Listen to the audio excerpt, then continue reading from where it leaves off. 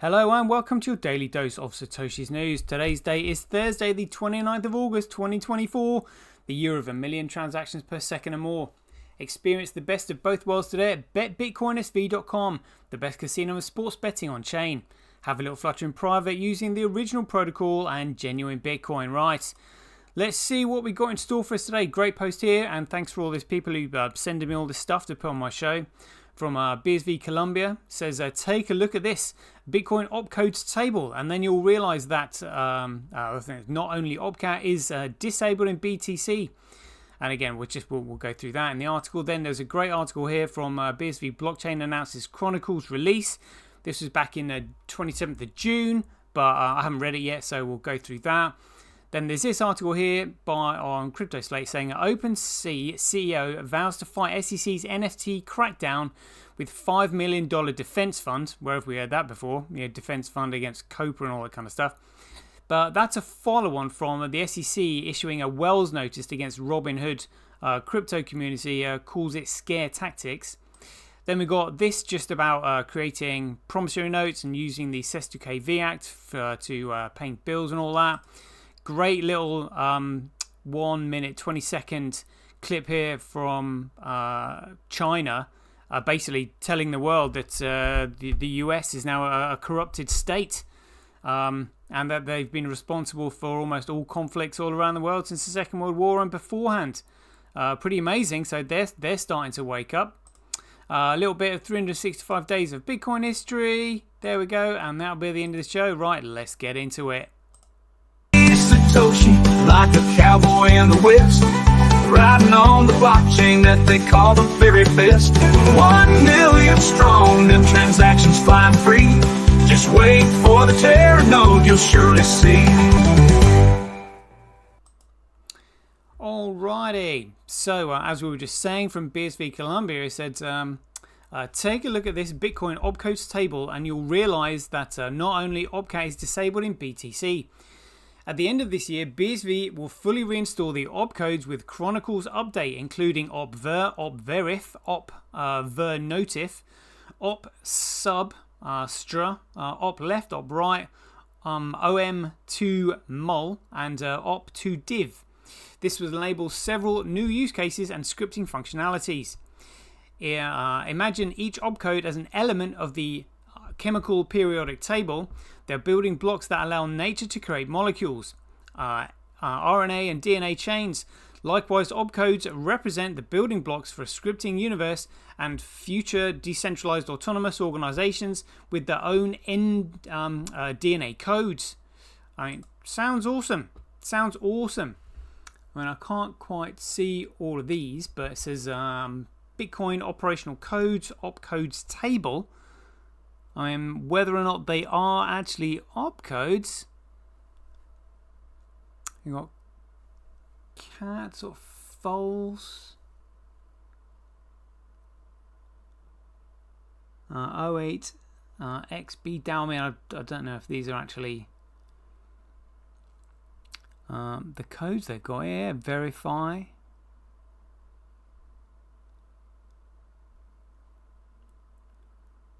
I mean, it will. I'll probably get into this, but it's worth reporting on. Anybody who wants to get into developing on Bitcoin, it would be an extremely exciting time right now. It's brilliant, and that was on top of this article here by CoinGeek, who was saying the Chronicles update will further align the BSV blockchain with the original Bitcoin protocol and removes the last remaining restrictions for developers building on the BSV blockchain. Learn about the details here, and this is the article that we're just about to go through. So BSV Blockchain announces Chronicles release. BSV Blockchain is pleased to announce its new SV node release, Chronicles, which will be released later in 2024. The update will further align the BSV's blockchain with the original Bitcoin protocol and remove restrictions for developers on building on the BSV blockchain.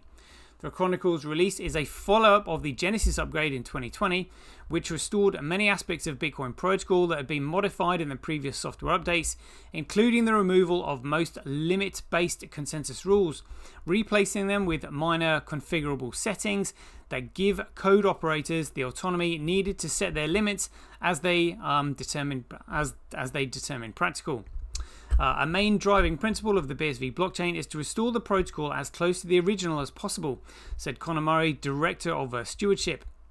If the Genesis upgrade in 2020, we restored most of the original scripting functionalities that were in the original Bitcoin protocol, but a few codes still haven't been restored and re-enabled yet. There remain some limitations on the ways you can add data into a transaction that need to be removed. With the upcoming Chronicle update due out later this year, we will restore all the remaining opcodes and tackle remaining restrictions. These opcodes include opver, opverif, opvernotif, opsubstrate, I think, substr, opleft, opright, op2mule, and op2div. The Chronicles release will also further remove restrictions on the ways developers can construct locking and unlocking script for transactions. Lift restrictions on the length of the numbers used in script, remove the clear stack requirement for script execution, remove the low S value requirements for signatures, remove the push data only requirement in the unlocking script, remove the minimal encoding requirement, adhering to core values and enabling new use cases for developers. Murray noted that this forms part of a wider project that the BSV blockchain to implement the original Bitcoin protocol. This restoration project, for the most part, is to implement the original Bitcoin protocol. I wonder if they actually know what that is yet. That enables unbounded use cases, freeing developers to use the protocol to build any application they can imagine, he said. However, Murray noted that the update will also add benefits to developers in several ways ahead of the upcoming Mandela upgrade. One of the opcodes is a versioning opcode which will allow developers to build overlay type networks and transactions. T provides a way to version transactions for use with overlay networks on top of the blockchain, which we think is really interesting use case. He said the Chronicles release is set to release in quarter 3 or quarter 4 of 2024, with an activation date to be announced shortly. Further details on the exact activation heights, that's the height of the block, will be available closer to that time. This will incur more information on developer benefits and when miners should upgrade to the new version. Awesome. Very much looking forward to that. Yeah, loving that. Okay, let's get into this then. So OpenC CEO vows to fight SEC's NFT crackdown with $5 million defense fund. OpenC CEO Finzer stated that the SEC's Wells notice threatens innovation and could harm the livelihood of many. OpenC CEO Devin Finzer announced that the firm received a Wells notice from the US Securities and Exchange Commission because the regulator considers the NFTs on its platform securities. Depends if they're art, you know. In an August 28th statement on X, Finzer expressed surprise at the SEC's broad action against creators and artists. He stated, "We're shocked the SEC would make such a sweeping move against creators and artists, but we're ready to stand up and fight." $5 million fund. Finzer emphasized that the SEC's move ventures into uncharted territory. He warned that targeting NFTs could stifle innovation on a larger scale, jeopardize the livelihoods of hundreds of thousands of online artists and creators. He also noted that many do not have the resources to defend themselves. Due to this, OpenC is pledging a $5 million fund to help cover legal fees for NFT creators and developers who receive a Wells notice from the financial regulator.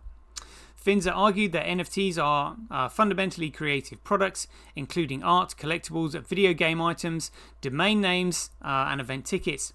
He asserted that digital art should not be regulated like financial instruments, such as collateralized debt obligations. The OpenC CEO expressed concern that the regulatory threats could discourage creators from making digital art. The Wells notice issued to OpenC signals a continued regulatory crackdown on digital assets in the US. Jonathan Mann, also known as Song a Day Man, recently filed a lawsuit against the SEC. This is so funny, people filing lawsuits against the own regulator regarding its potential treatment of NFTs as securities. He's concerned that the SEC's approach could stifle creativity and innovation, he told Crypto Slate. This is exactly why we are suing. Regulating by enforcement doesn't work. It's so unjust. As well, a Wells notice is a preliminary announcement by the SEC indicating its intent to recommend enforcement action. This notice allows the recipient to respond before charges are formally proposed. Over the past year, the SEC has issued similar notices to several crypto-related firms, including Robinhood, Paxos, and Uniswap Labs. However, the notice to OpenC is the first directed at an NFT-related company, showing that the regulator is closely scrutinizing NFT markets. The outcome of this case could set a significant precedent for how NFTs are treated under US securities laws, potentially affecting a wide-ranging digital artists and collectors. I mean, what's actually interesting about this is that the NFTs on OpenC are pretty much on Ethereum, and Ethereum is a centrally controlled platform and therefore producing securities. But a security is something that the securities fraud is something that doesn't secure your entitlement to anything, whereas securities is plural. So if you're just simply selling a single NFT as a bit of art, then that really should be considered art. However, the platform that it's on is centrally controlled. I guess this is like somebody selling art on Facebook. You know, Facebook owns that art, so they can't really sell it because it's on the server. They're selling this as an NFT on the Ethereum network, so the stakeholders of Ethereum would own that art, and yet they're selling them. So yeah, they are actually because it's not actually really art because you don't own it because it's on the Ethereum network. However, if this art was on the BSV network, which is the original Bitcoin protocol, then they would genuinely be considered art because it's a common digital network. But because it's not, then they're kind of, I suppose they are kind of selling securities, but securities is really plural because the Howey test would say that it's an investment of money in a common enterprise. Ethereum is a common enterprise, and they're buying stuff on this common enterprise that Ethereum owns, with the expectation of profit derived from the efforts of others, of which the Ethereum developers, because they're effectively owned and controlled by the stakeholders of the network. Yeah, I can see why it's kind of like it's indirect, but again, I mean, they have to do something to stamp out this market because this market is going to collapse, and they know it. Literally, the Ethereum chain will disappear because it's nobody will use it. Well, nobody will use it because you can't use it. Well, when I say you can't use it, the gas fees are so ridiculously high. Everybody will be using the Bitcoin blockchain, which is the BSV blockchain. So I guess what the regulators are saying is like when all this lot collapsed, they're going to be like, well, you know, we were in the middle of telling you to shut down because you were selling securities. It's all virtue signaling is what it is. The regulators don't want to be left with egg on their face, but they can't target Ethereum directly. So what they're doing is kind of like going for the low-hanging fruit, you know. But the regulators know what they're doing. You know, it's outrageous. They just literally haven't got the balls to go for Ethereum because there'll be sort of too much pushback from the public. Because again, too much value at stake. They don't want to be seen for crashing the Ethereum market, and the Ethereum market is what 302 billion. 302 billion again, smashes Bernie Madoff's Ponzi scheme of 60 billion. You know, 302 billion. They literally just haven't got the balls to do for it. But you know, I know what they're doing and they know what they're doing, which is scandalous, really. You know, they're stuck between a rock and a hard place, financed by the banks. The banks kind of like, you know, don't want crypto. They want everybody using their securities fraud. But at the same time, the regulator is meant to protect the public. So it's all about them saying, oh, well, we tried. You know, we told you to shut down and all this kind of stuff. Probably didn't want it, blah, blah, blah, blah, blah. There's going to be all this back and forth when it happens. So that's what this is about. So let's read this Wells notice then. So the SEC issues Wells notice against Robinhood. Crypto community calls it scare tactics. Robinhood's, and again, this was back in on May 6th of this year.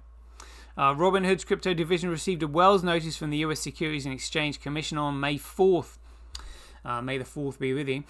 According to a filing, the Gary Gensler-led commission staff has been investigating Robinhood's cryptocurrency listings, custody of cryptocurrencies, and platform operations for some time before recommending an enforcement action against it. Dan Gallagher, and Chief Legal Officer at Robinhood Markets, said the firm was disappointed with the SEC after its failed attempts to register with the regulator. He added, quotes here, "We firmly believe that the assets listed on our platform are not securities." It's because they're securities fraud, mate.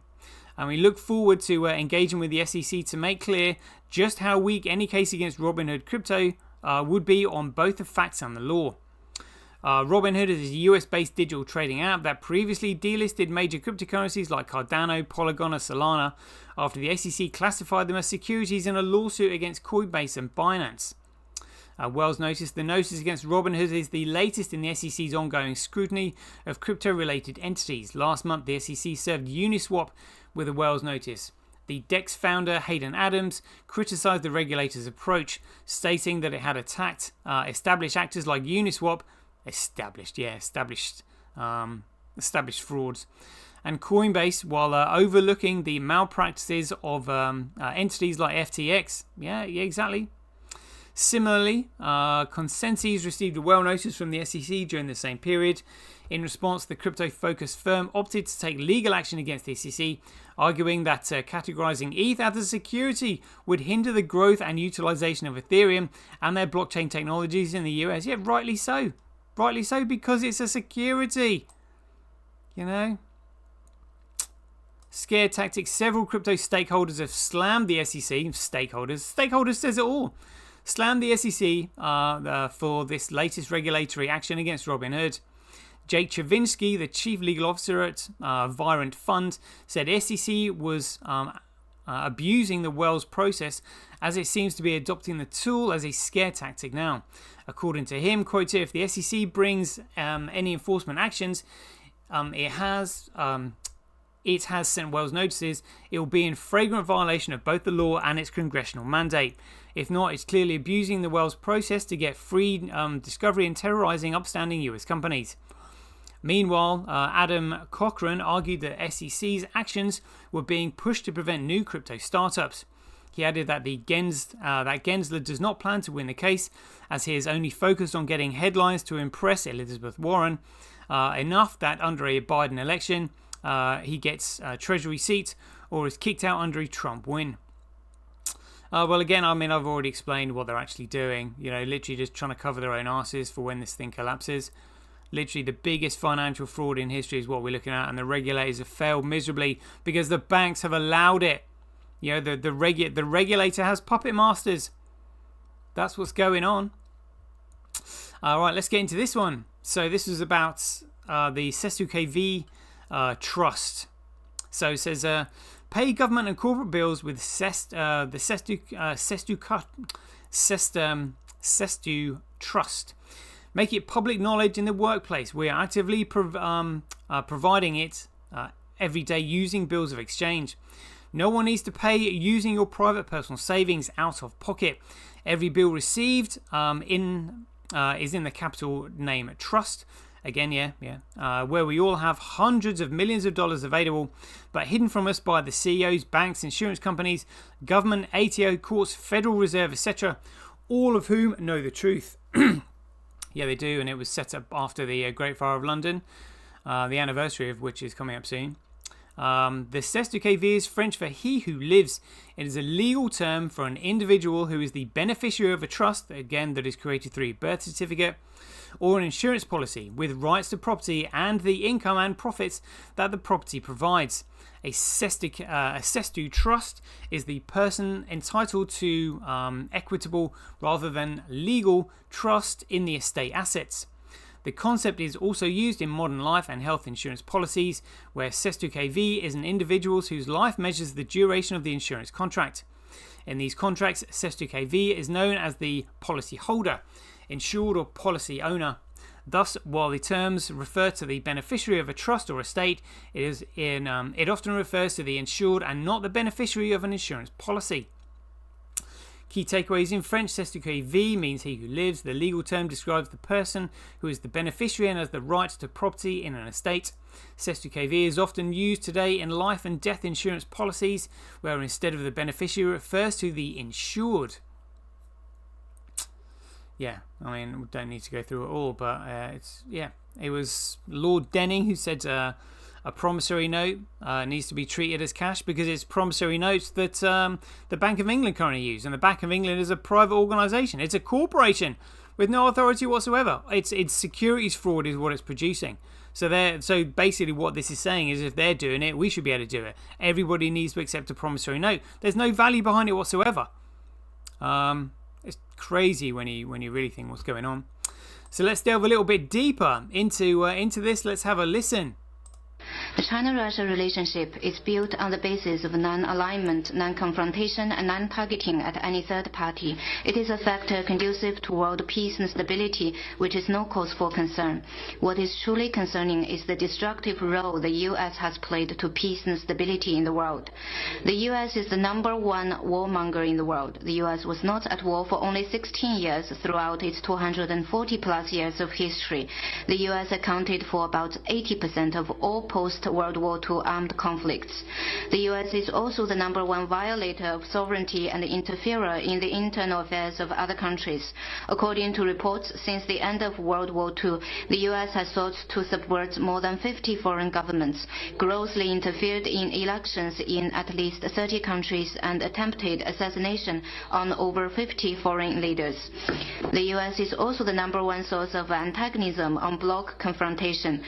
The U.S.-led NATO is responsible for wars on Afghanistan, Iraq, and Syria that killed more than 900,000 and created 37 million refugees. It has also made the Eurasia continent a less stable place.